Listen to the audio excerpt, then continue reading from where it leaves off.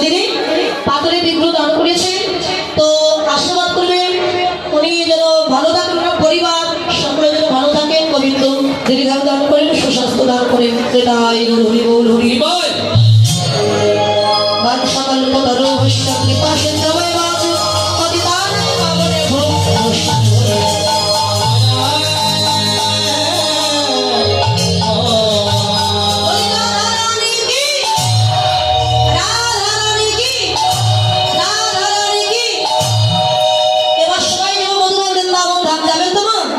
যাবো না। আচ্ছা কে